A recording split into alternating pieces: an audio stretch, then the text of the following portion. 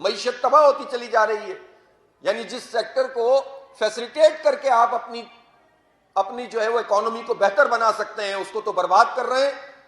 और जहां बराह रास्त आपकी जिम्मेदारी है कि आपकी गवर्नेंस का ये सवाल है, ये पीपुल्स पार्टी, ये नून लीग, 3-3.5 साल के लिए पीटीआई, इन सब जमातों ने पीआईए को बेहतर क्यों नहीं बनाया और क्यों इसका बेड़ा गर्क किया, ये सवाल पूछे बगैर आप बेच कैसे सकते हैं।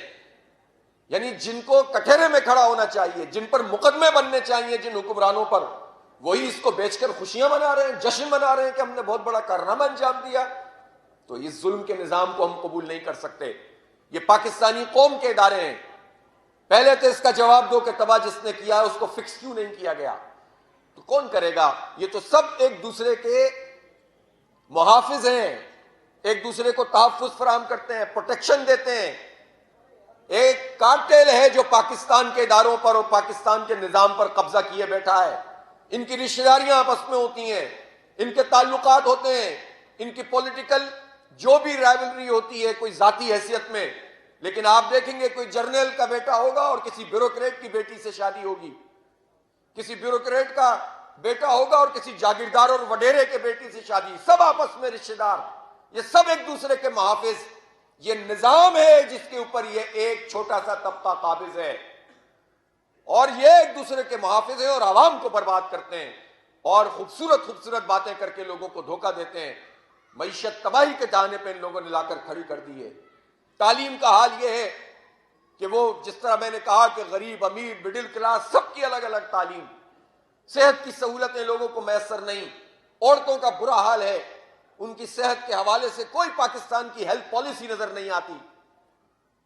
और फिर हाल यह है कि अगर निचली सतह पर मसाइल हो और मुश्किलात हो और उसका अगर आइन ने हमें यह तरीका बताया है कि मुकामी सतह की जो हुकूमतें हैं उनको बाइख्तियार बनाया जाए, इनको एम्पावर किया जाए, तमाम मालियाती, सियासी, इंतजामी इख्तियारात मुकामी हुकूमतों को मुंतकिल किए जाएं।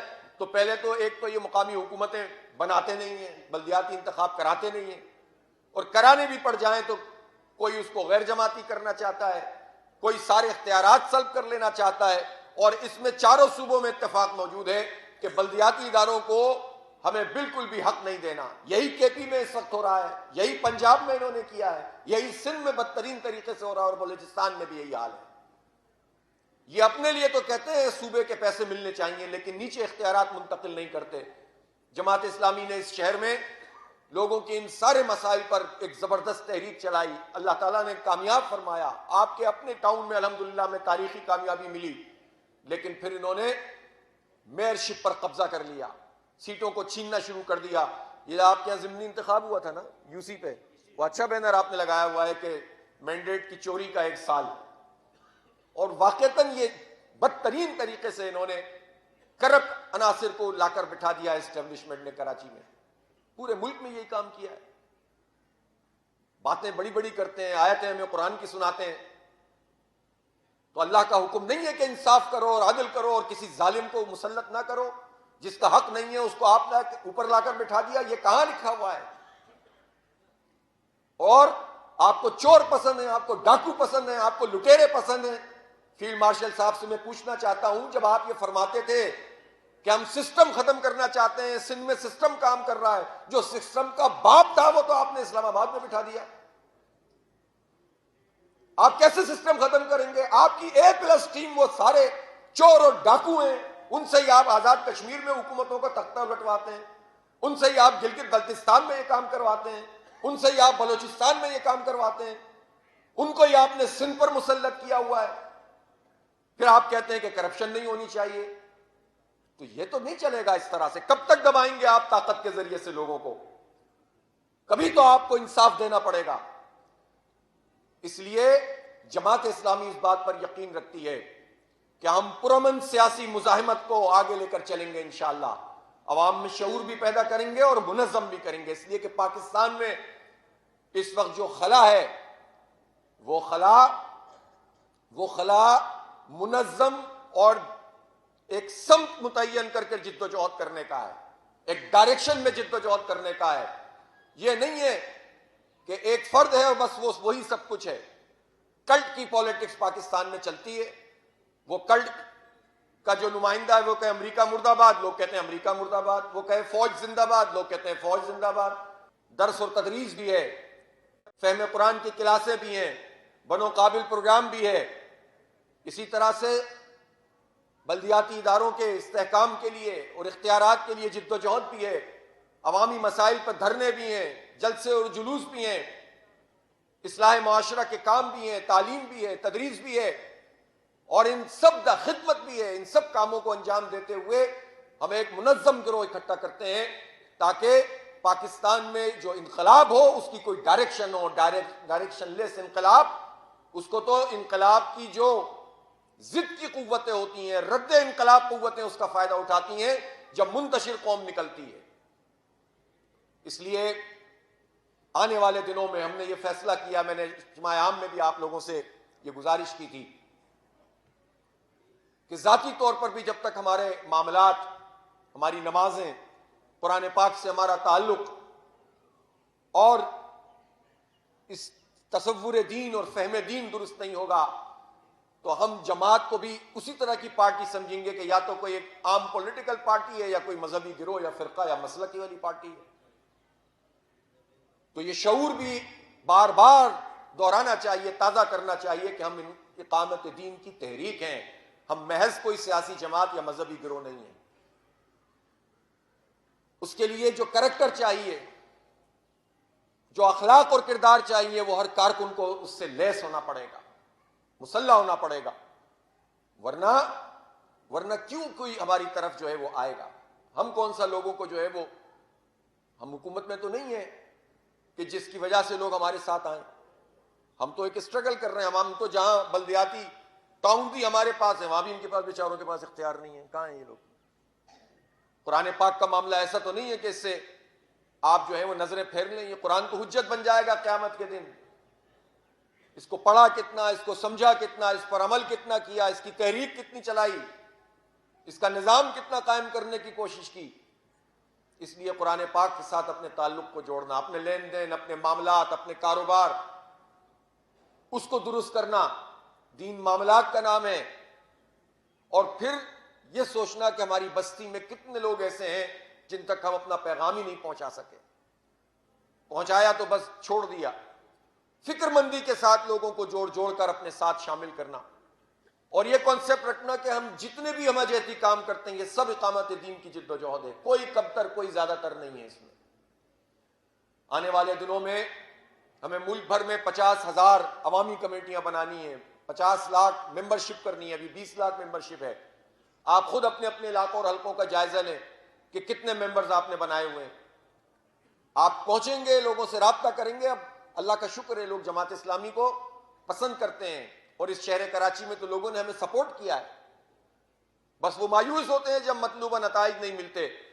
लेकिन अगर आपका राब्ता रहेगा, आप उनकी आवाज बनते रहेंगे, तो इंशाअल्लाह ये मायूसी भी छट जाएगी। मैं ये कहना चाहता हूं कि इस शहर कराची में जमात इस्लामी ने इस बात को साबित किया कि हम किसी जुबान, किसी नस्ल, किसी बरादरी की बुनियाद पर नहीं है। वरना क्यों एमक्यूएम का मुकाबला करते। तो आज अगर कोई कौम परस्त उठकर जमात इस्लामी पर इल्जाम लगाना चाहता है तो इस बात को समझ ले अच्छी तरह कि हम इन लोगों के चुंगल से इन तमाम कौमों को निकालना चाहते हैं कि जिन्होंने इस पूरे सिस्टम पर कब्जा कर लिया है। ये वडेरों का निजाम, ये जागीरदारों का निजाम, ये अर्बन फ्यूडलिज्म जो एमक्यूएम ने शुरू किया था, ये पीपल्स पार्टी के वडेरा शाही सिस्टम, इससे निकालने की बात करते हैं तो ये बिलबिलाने लगते हैं, ये चिल्लाने लगते हैं, ये शोर मचाने लगते हैं। इनको शोर मचाने दीजिए। आप मोहब्बत का ये पैगाम आम करते चले जाइए।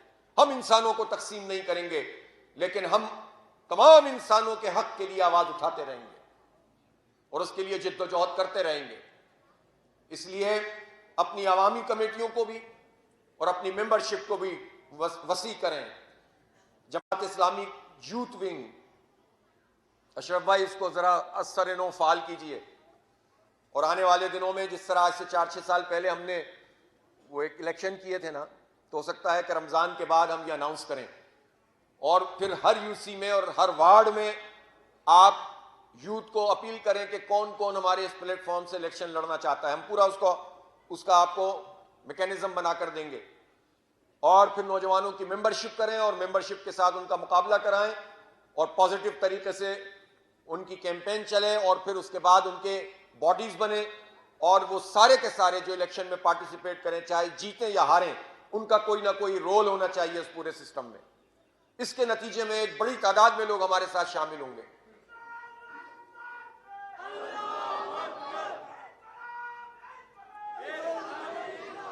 निजाम की तब्दीली की तहरीक अफराद कार से राब्ता किए बगैर और उन्हें अपने साथ शामिल किए बगैर और उन एक कुव्वत बने बगैर नहीं लड़ी जा सकती, ये नहीं चलाई जा सकती। इसलिए अपने प्लेटफॉर्म को वसी भी करना होगा, लेकिन अपनी तरबियत से गाफिल भी नहीं होना होगा।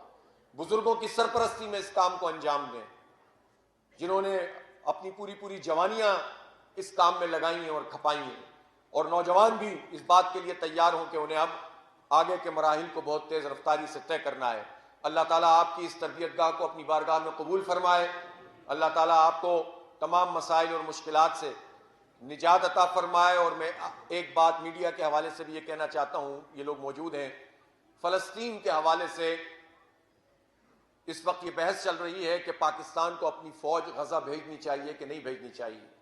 हम बहुत वाज़े और कैटेगोरिकली ये बात कहते हैं कि पाकिस्तान की अफवाज को किसी सूरत भी गज़ा में नहीं जाना चाहिए।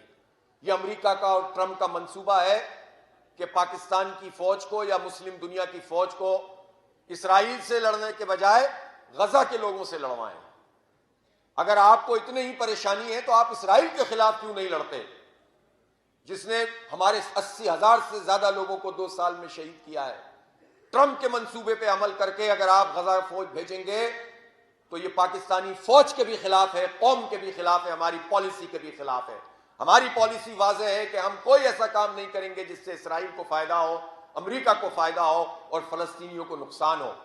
अमन के नाम पर यह धोखा नहीं चलेगा, और अगर हुकूमत ने यह काम करने की कोशिश की तो उसकी बड़ी मुज़ाहिमत की जाएगी इंशाअल्लाह ताला। आप लोग इसके लिए तैयार हैं कि नहीं तैयार हैं? इंशाअल्लाह। वाखिर दावाना अनिल हम्दुलिल्लाहि रब्बिल आलमीन। दुआ करवा लें और कान ख़वातीन मर्दों को भी इंतकाल हो।